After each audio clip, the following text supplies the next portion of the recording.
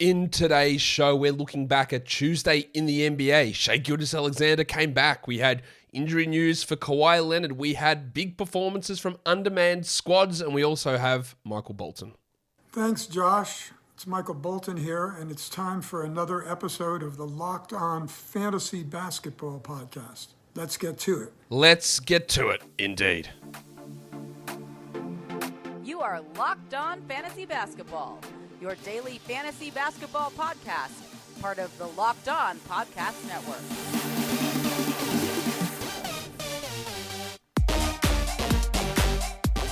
Hello and welcome to the Locked On Fantasy Basketball Podcast, brought to you by Basketball Monster. My name is Josh Lloyd and I am the lead fantasy analyst at basketballmonster.com, and you can find me on Twitter, as always, at redrock_bball, and on Instagram at Locked On Fantasy Basketball. Today's episode is brought to you by BetOnline. BetOnline has you covered this season with more props, odds, and lines than ever before. BetOnline is where the game starts. Thank you for making Locked On Fantasy Basketball your first listen every day. We are free and we are available on all platforms. There's only the 4 games on today, so we're going to talk about those games.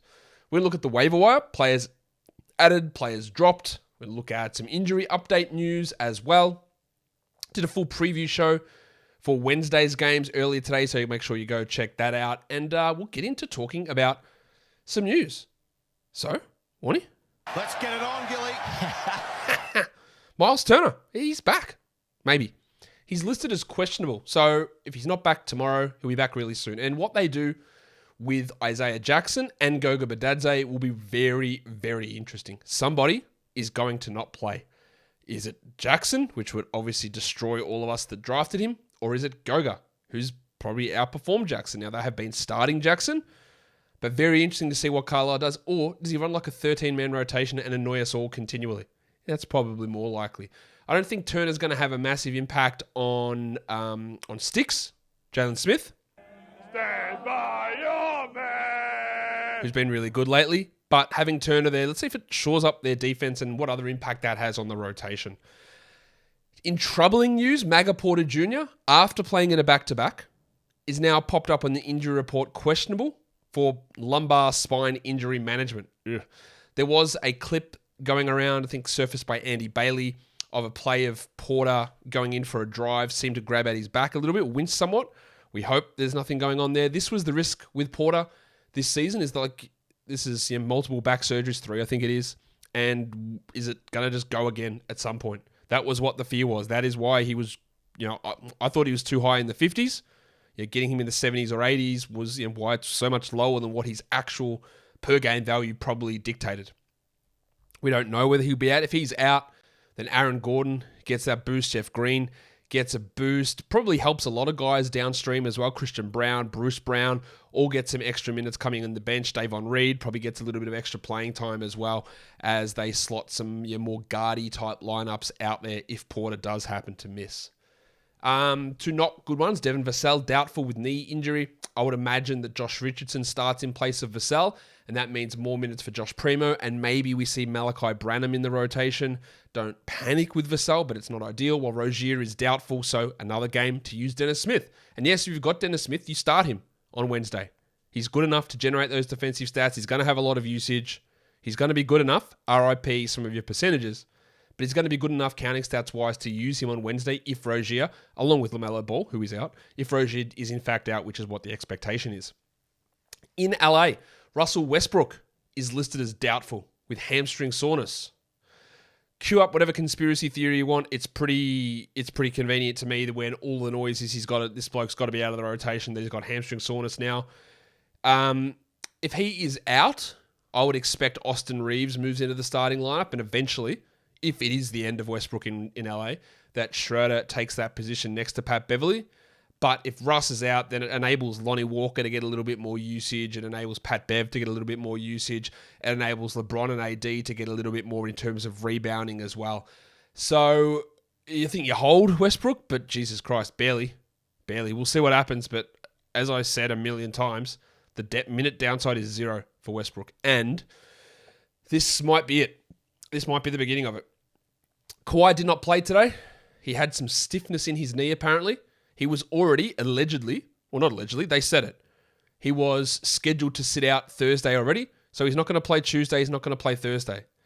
Now, there is so much that's weird with this to me for Kawhi. This is 16 months removed from an ACL injury. And unless your name starts with J and your surname starts with I and you allegedly play for the Magic, 16 months post ACL, you're fine. You're ready to go. After 13 months, 14 months, you're playing 4 minutes.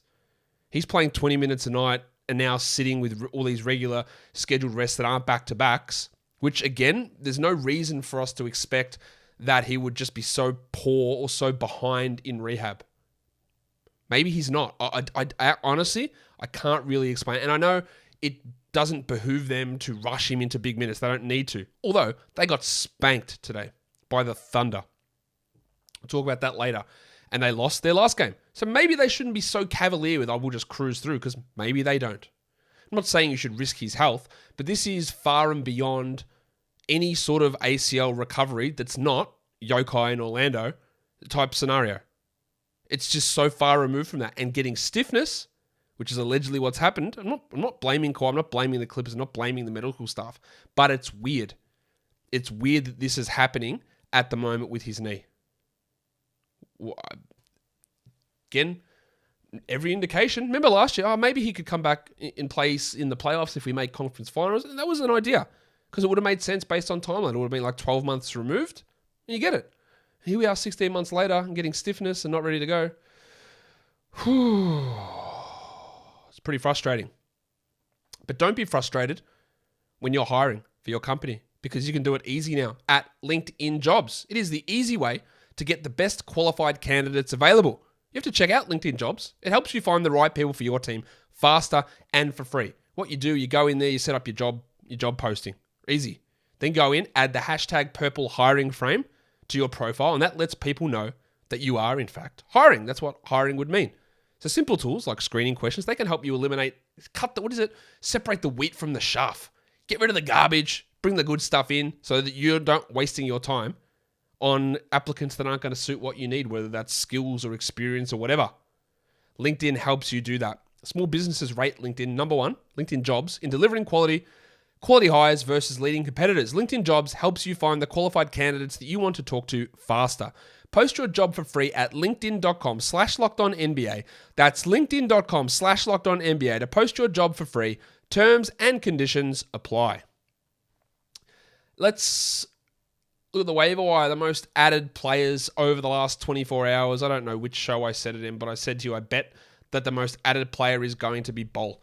And it is, plus 40% for Bol, who is dominating at the moment. But there are a couple of things to look at here. Bol's best career block rate is 3.9 blocks per 100 possessions, an extraordinarily good number.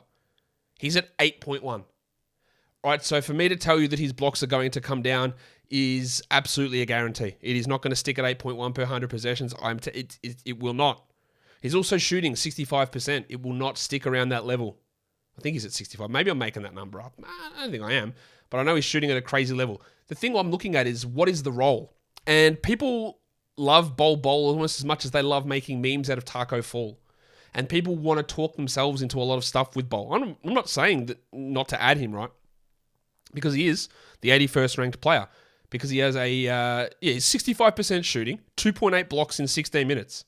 Hasn't registered a single assist or steal. He's averaging 10 and 5. It's all on the back of blocks with high field goals. And it's going to come down. It's going to come down. But people talking, do you think there'll be a minute split with him and Wendell Carter? No, I don't. Will he cut into the minutes of Franz Wagner or Paulo Banchero? Absolutely not. He will take minutes away from Chuma Okeke, and he has taken minutes away from Mo Bamba. But despite all this dominance, the most he played was last game where he had 19 and 5 with 4 blocks in 20 minutes. And I think that probably tops him out.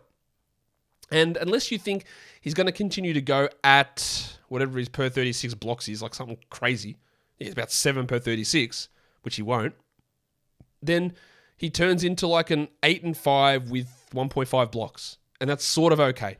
So grab him, try it out, see what happens. Probably more for 14-team leagues. But I get everyone wants to make something out of him. Just be aware that what he is doing has literally no basis in reality of sticking. Same with Precious Achiuwa. That is a big chase. It's a big chase. Last game he had 22 rebounds, therefore I'll add him. If Scott Barnes plays, Precious will play like 21 minutes. And he still is bad at scoring, not a big steals or blocks guy, gets no assists and is bad at both percentages. So people saw the 22 rebounds and went, let's go. Love it, love it, love it. Like if Barnes is out, he's currently questionable, Precious is useful. Like as a back-end guy. But you don't need to rush to grab him, I don't think. Especially with 10 games on. I would much prefer Big Dick Nick Richards, who was up 26%. But as I've said ad nauseum with Nick, if the fact that he had a 20-9 game on 100% shooting meant that Steve Clifford still played him 6 fewer minutes than Mason Plumlee, then I'm not all that convinced he's going to overtake Plumlee anytime soon. And he might have 7 and 4 with a block in 18 minutes next game. We go, what was the point of that? Just be prepared for it. Not a bad ad, though. I don't mind that ad for Nick Richards. Larry Nance up 20%. A lot of that was streaming for today with Ingram, Zion, and Herb out. He's looking really good. And he is impacting Jonas Valanciunas in a pretty big way. Trey Mann up 18%. Well, that was a great stream because we thought Giddey and Shai were going to be out. Then Shai came back. I had Trey Mann and I benched him in my games limit Locked On Fantasy Basketball because I want to preserve that game. And he went crazy anyway. He's fine to keep holding for now, but I don't think it's going to last. Trey Murphy up 16%. Great ad. Absolutely fantastic ad. I would hold him. I think he's really good. I think there's a real shot that considering the limitations of playing Valanciunas, Herb, and Zion together, that we could see his minutes pull even with Herb's. He's a very good defender and he's an unbelievable shooter and offensive player. I think he should be on 12-team league rosters, Ken Murphy. Royce O'Neal up 14%. Like, sure, no worries. He's not doing what he's doing. I'm telling you now, he's not. It was on the buy low, sell high. Like, you're going to be disappointed if you added him expecting. It's not going to stick. It just won't. I'm assuring you it will not stick. Go with it for now. No problem with it. That's what streaming is for. And then Reggie Bullock up 12%. Yikes. But it was the right move because they've got the 4 quality games this week. He's got starters minutes. The problem is he just did nothing with those minutes. On to the most dropped players. Some pretty obvious ones here. Mo Bamba down 20%. Shocked it took this long. Alexei Pokusevski down 16%. Easy drop. Very easy drop. Evan Fournier down 16%. Why the hell was he rostered in that many leagues? See you later, Evan. Kevin Huerter down 14%. That's a bit panicky, although, again, I think his upside's relatively limited. And it's just one of those guys that we talk about all the time. You can find threes on the wire. KCP, or Kevin Huerter, or Malik Monk last game, or Terrence Ross, or any millions of guys that we've seen rise and fall and rise and fall. And Huerter's another one. And he's going to have hot and cold games. And the upside's really low. The pencil, Harrison Barnes. Barnesy. He's down 12%. Good, get rid of him. Malik Beasley down 10. Another one of those guards for threes. Drop him. Derek White, while he was hugely added, chased his big game. Shit game, drop him. I think that he's probably a 26, 27 minute a night guy most nights. He's fine to hold, but he's also equally fine to drop. And then the rabbit hunter, Alex Caruso, down 10%. Be very quiet. I'm hunting rabbits. Yeah, it's a pretty easy drop for me for Caruso. I don't think he's worth holding. And that is all that waiver wire action. There was a lot of it. Let's look at the first game of the day. It was, old mates, the Detroit Pistons. They took on the Washington Wizards. The Wizards get the win pretty easily. The Pistons are just actually terrible. And I know that everyone places the blame on Dwayne Casey, and I do too. But I am not that convinced that Troy Weaver is as good as everyone thinks he is. And I will continually say that. Like, this team just shows nothing. Like, what do they show? They're bad, man. Let's talk about them. Bojan Bogdanovic, well, I guess the sell high still in play. 25 points on 62% shooting. He is going to cool off. He's hitting over 50% of his threes this season. He does nothing else. 3 rebounds and 1 assist. So when that falls, and he will fall, the value is going to fall away. Well, the big fella, Alf Stewart, the Flamin' Galah. Is that you, Mr. Stewart? Well, who the hell else do you think it'd be? Get in here, you pair of flaming galahs. 27 minutes, 13 and 10. Solid enough. He's probably still a fringe 12-team league guy. This line from Jaden Ivey is basically what I thought we would get from him. 11, 2 and 4 with 2 steals on 40% shooting, and he went 50% from the line. This is why I thought he was a last-round pick. He's probably going to struggle to be inside the top 200 early on, and maybe he figures it out later. The problem is that the way he started the season, he was blowing up. He went, oh shit, got this wrong. And then the last couple, we're starting to see that efficiency fall away. He's 92nd on the season. I still think he's worth holding, but This is fully expected to see these numbers start to fall away. A lot of people panicking on Cade Cunningham, and I understand it. 19, 3 and 3 with a steal. Shooting horribly still, 37%. He did have 33 usage, but I'd like more rebounds, more assists. But he had 3 and 3 in like this first half and then didn't get a rebound or assist in the second half. It's a massive buy low opportunity. I thought Cade would take a step up. I thought there was more minutes, more usage, more efficiency coming this season. And I had him as an early third, late second round player. And so far, I look horribly wrong on that. He's 111th for the year. It's been really bad. I own that. Like I expected more from him. But I also don't think people, he's a fraud. He's useless. Should drop him. He's never going to get it figured out. Like, okay. The fact that I'm seeing those reactions mean that you absolutely can buy low. And you don't have to send a top 50 player to get Cade Cunningham. You can send a top 80 player. Because people are going, he turns it over. And look at the no threes. And man, the percentages. You can get him at a very cheap price. And I would. Is this some of my bias thinking he's going to have a breakout and I really like him as a player? Probably. But I also know that he was a top 40 player down the stretch last season. And he finished the year 53rd overall after stinking up to begin the year. So I have confidence in him. I don't have that confidence in the depressed penis Sadiq Bey, who had 6 points in 27 minutes. He is wildly inconsistent. He'd been really good the games prior to this and then just did nothing here. When all these other guys, Stewart, Cunningham, Ivy, Bogdanovic are taking shots, Bey isn't. He doesn't do enough in other areas. We hold him, but that's fine. Now, what do we do with Jalen Duren? 23 minutes. There was like 2.5 minutes of garbage time there, but it meant he still played 20 minutes. But 6 and 8 with no blocks is not really going to get it done. I don't think he's hit a single free throw all season either. Missed his only attempt today. I'm still happy that he's getting 20 minutes. I fear that Marvin Bagley returning is going to push him back into the G League, which is going to be just nonsense for this team. They should, honestly, no offense to Isaiah Stewart, he's not the answer as a starting center. Jalen Duren is. Just put him out there, get that vertical spacing and rim protection next to your other guys who you think are your future, and let's see what happens. But Casey won't do that. He's more likely to bench Duren completely than to put him into the correct position. So I'm a little worried about that. I think he probably still is a hold. Now, it hasn't. First game was great. It's been a bit rough after that. But if you wanted to drop him, I totally get it. But this is one just to see if anything happens over the next couple of weeks. It most likely doesn't, though. For the Wizards, Brad Beal left this game early. That's not true. Brad Beal left this game with back stiffness and then returned. But what that enabled was Fart and Will Barton to get a nice little improvement in his role. No, you will! No, he's ready to sack that. Run, Will! Give it off quick! Now, Will's line is a little misleading.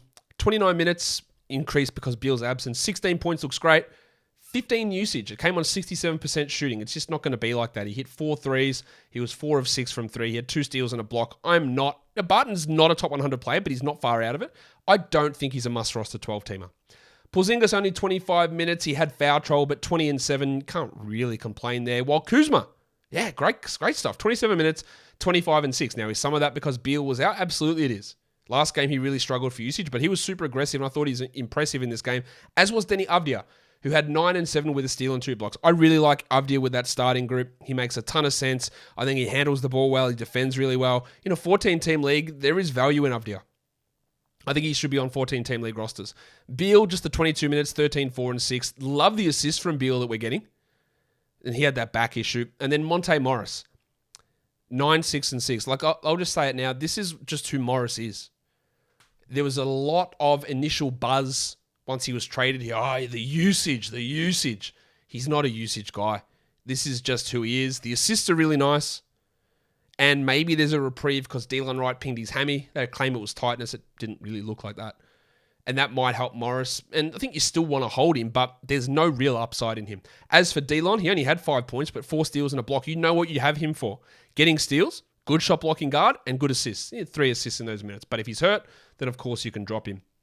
Well, Gafford is more of a deeper league player, 9 and 5, with 2 blocks for big old mate Gaff over there. BetOnline is your number 1 source for football and basketball betting for these new seasons. Find all the latest player developments, team matchups, news, podcasts, and in-depth analysis on every game over at betonline.net. It's your continued source, BetOnline, for all your sports wagering information, live betting, and up-to-the-minute scores for every sport out there. What week we have for the NFL? Week 7, week 8? I don't know, but all I know is my Dolphins are 3.5-point favorites up against the Detroit Lions. Can we take them down now that Tua the King is back and ready to wreck the league in his revenge Tua MVP comeback player of the year season? Maybe. But you can check all those odds for the NFL, college football, basketball, everything over at betonline.net, as well as the World Series, NHL, MMA, boxing, and golf. So head to the website today or use your mobile device to learn more. BetOnline is where the game starts. Don't forget to gamble responsibly. Next game. The Dallas Mavericks lose to the undermanned New Orleans Pelicans 113-111. Luka Doncic's game-winning shot fell short. He was awesome. 36 minutes for Luka, 37, 11, and 7, 2 threes, 2 steals, and a block. Luka is the number 1 fantasy player so far this season. He had 62 fantasy points. He had a little bit rough from the line, but holy shit, everything else has been awesome. Finally, we got a good Dinwiddie game. 38 minutes, 24, 2 and 5 with 4 threes, 53 shooting, 80 from the line. But in true Spencer Dinwiddie style, there are no steals, and he had 2 rebounds. The shots went in, finally. He is a 12-team league guy just because the minutes and the usage and the assist rate is there, but his upside isn't that high. And the crucifix. A couple of things here with Christian Wood. 23 points and 6 rebounds again. But I think we're going to see it turn. Now, I am encouraged by the fact that he played 29 minutes. That's good. But one of the reasons why what he was doing was so unsustainable was he was going at 35% usage and getting to the line a ton. This game, 24 usage. So you would think that his production would drop off. And it would have. Would have? That's not the right word. It would have. Had it not been for the fact that he shot 80% from the field. So when the usage balances back down to mid to high 20s and the shooting comes back to a normal level, this elevated production from the Woodsman is going to fall away. So he is still a sell high. Dorian Finney-Smith, there is absolutely no reason to roster him in a 12-team league. Get that garbage out of here! Well, I think he can be better than this. 4-4 and 2 in 35 minutes with 0 upside is not worth holding. And Bullock had 3 and 5 with 2 steals in his 35. And the 12 JaVale McGee minutes are a waste. Horrendous negotiating by that front office. JaVale, please come here. And if you do come here, I promise you can start games. So he has to start games. He plays these 12 minutes. They're pointless. They're useless. There's no need for him to be out there.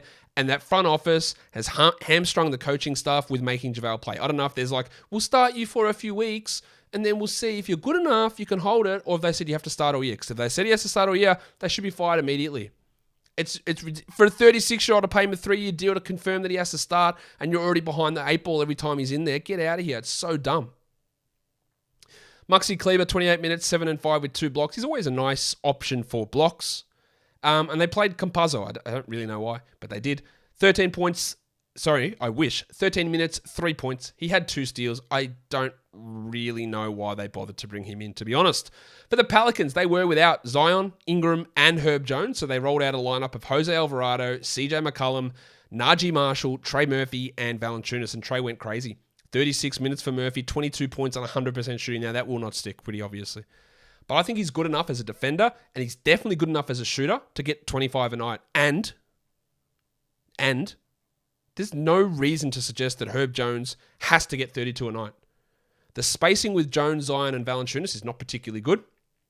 If Murphy's in that role, well, then the spacing looks pretty bloody good to me. I don't think it's going to happen immediately, but it would make sense to me. He's a really good player, Murphy, and I think he's a 12-team league guy.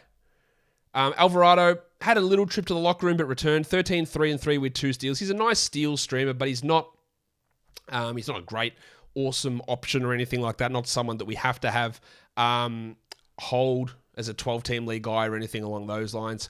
And CJ really struggled with efficiency, 14 points on 20 shots, but he did have 11 assists. Valanciunas, 22 minutes with only 3 fouls, 13 and 7 with a block. Larry Nance, more minutes again. You know that I was down on Valanciunas significantly heading into this season. I thought he was going to make me look stupid again here because Zion and Brandon Ingram were out, so they'd play in big minutes and you get big usage. This is entirely worrisome. Now, he still is the 34th ranked player for the season because he had that absolute monster 2 games ago, but the trend is not good. maybe you sell high if you can. I don't think you really can, though. Devontae Graham had 14 points, played 27 minutes, and still not that excited.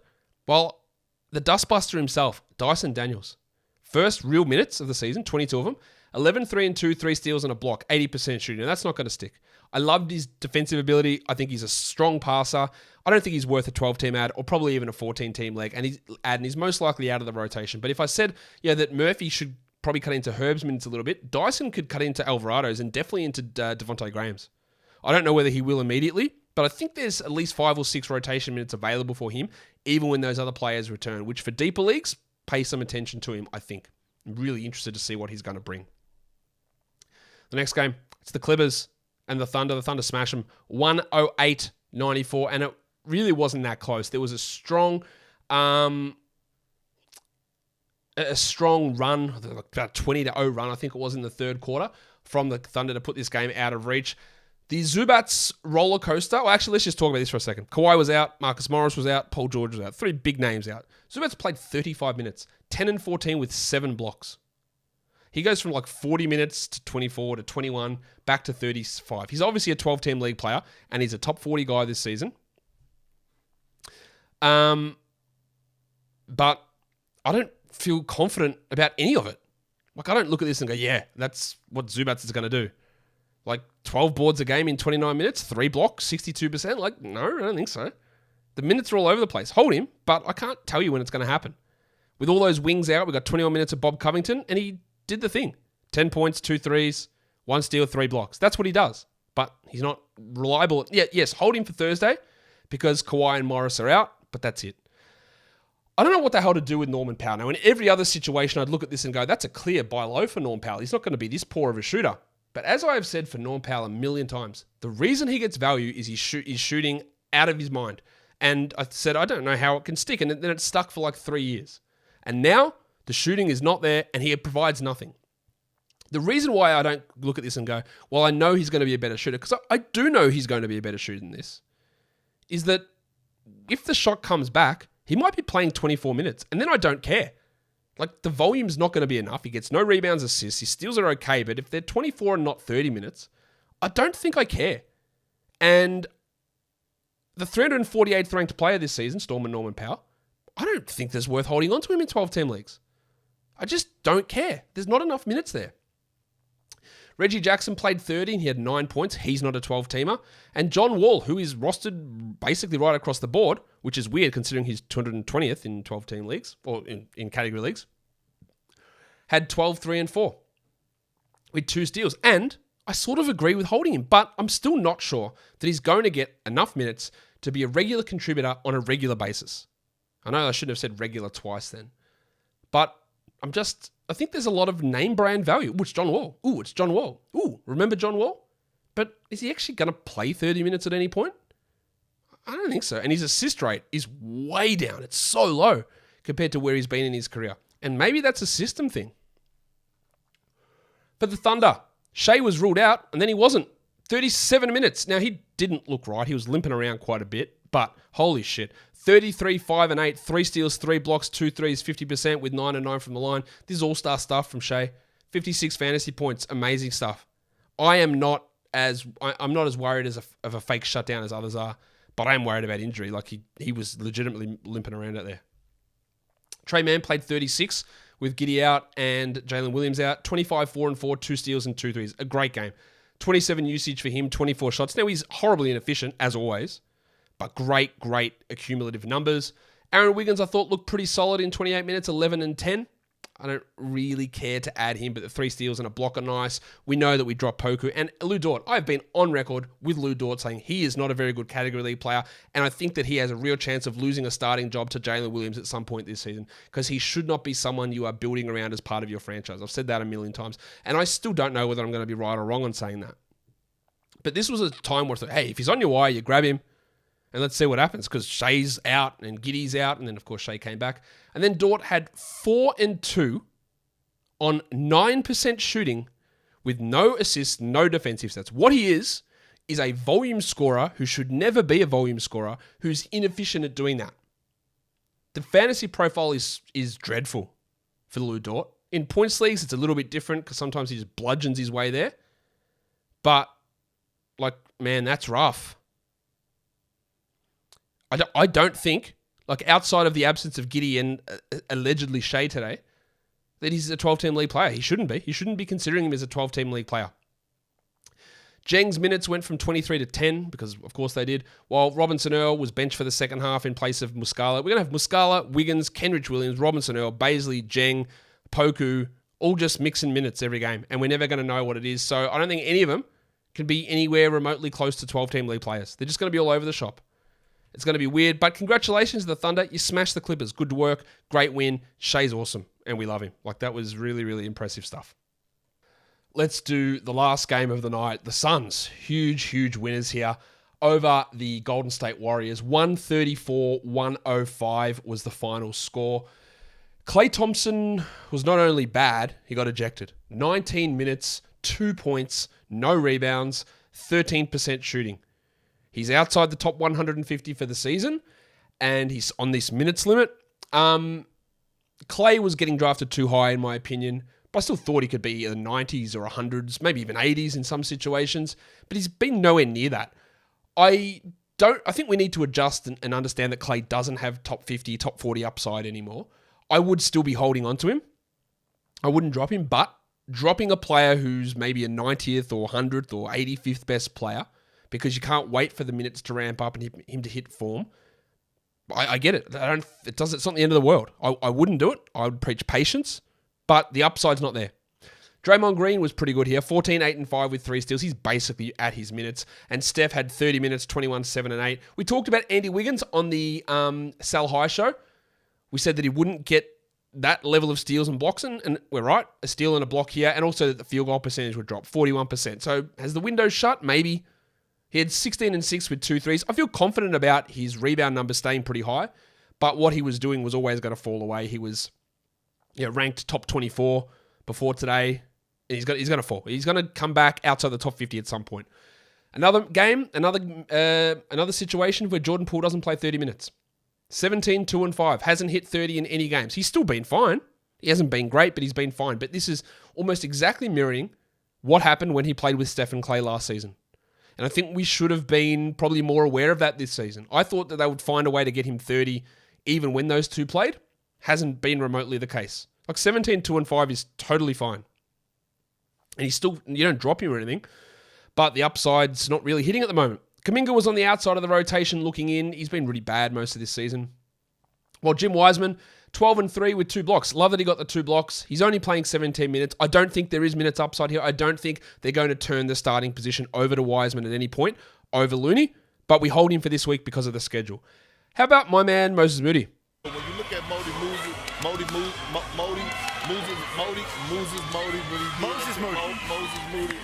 I think he's really good, and it was baffling to me that they kept him out of the rotation for the first few games of the season. 24 minutes, 13 and 3, 3 blocks, a steal, and 2 threes. I wouldn't say that you'd add him in 12-team leagues because there's just no path for that upside. Probably not even 14 or 16, but I'm watching it. I'm really watching to see where they put him. He is better than Dante DiVincenzo and Kuminga and Wiseman and everyone on that bench unit that's not named Jordan Poole. So just keep an eye to see what they do with his minutes. Only 17 minutes for Looney in this one, while JaMychal Green went scoreless in 16 minutes. Remember, his first night was pretty good, and they're starting to realise that maybe he's not that good. For the Suns, Devin Booker continues to be great. 34 minutes, 7 assists, 3 threes, 3 steals. He's been awesome this season. Like, he's really repaying that faith that people had in the mid to early second round. Doing it great. Also, a good game from Chris Paul. 16 points, 7 rebounds, 9 assists, and 4 threes for CP3. Good to see him finally start to take some shots. And it's awesome. And Mikal Bridges. Now, this is unsustainable the other direction. 88% shooting, 17 and 6 with 1 steal and 2 blocks. Now, he'd struggled before this, and we know that his upside's not particularly high, but it was good to see a game where the shots went in like that. 8 and only 25 minutes. He did have some foul trouble. Jock Landale played really well behind him. Just 16 and 14 for 18. 16 and 14 is really good in only 25 minutes, but he seemed to get pulled after a poor shot attempt at one point in the fourth quarter, and they went with Landale, who was great. 17 and 7, clear backup, 2 blocks. If Ayton gets hurt, everyone adds Landale. Just burn that into your heads. If anything happens to Ayton, you add Landale immediately. Damian Lee cooled off 5 points while Cam Johnson... Okay, here's the thing with Cam Johnson. 9, 5, and 2 is really bad. 27% shooting is really bad. But Monty Williams lied to us. He's going to play minutes in the mid-20s. Okay, Monty. He played 33 here, and that's what we need to focus on. 33 minutes. He was a plus 26, and he shot 27%, which included 1 of 6 on threes. He's a better 3-point shooter than that. If he goes 3 of 6 on threes, we're talking about a 15, 5, and 2 line, and it looks pretty bloody good. Do not cut bait on Cam Johnson. Do not drop Cam Johnson. Buy low on Cam Johnson. The minutes are there. The role is there. The shots just aren't going in, and they will. Now, his upside's not particularly high unless someone gets hurt, but things are there. Like, he is going to put up numbers, and he is going to be significantly better than this. Before we get on to the lines of the night, just a quick shout out from a Twitter user who told me today that he used to listen to this show with his dog, Cleo, and he had to put Cleo down today after 12 years. So Kaiser JR04, I just give you a quick shout out because anything about dogs, ever since I got Obi, it's just so sad. And the fact that you and Cleo used to sit and listen to this show together, dogs like the weirdest things. I know it's going to be hard for you, man, and I wish you all the best in dealing with that loss. So just, I don't know, that just really touched me, and he sent me a nice little photo of Cleo tomorrow, who is a Blazers fan. So yeah, hopefully you're getting through it okay, and it's not too difficult for you. All right, lines of the night. The monstrous line of the night is Shai Gilgeous-Alexander.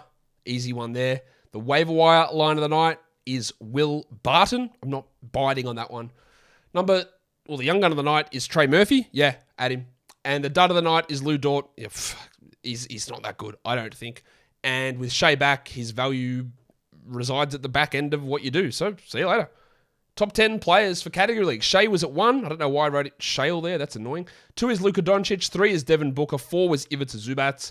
Then Chris Paul at 5. Trey Murphy at 6. Will Barton at 7. Mikal Bridges at 8. Draymond Green 9. And Bojan Bogdanovic at number 10.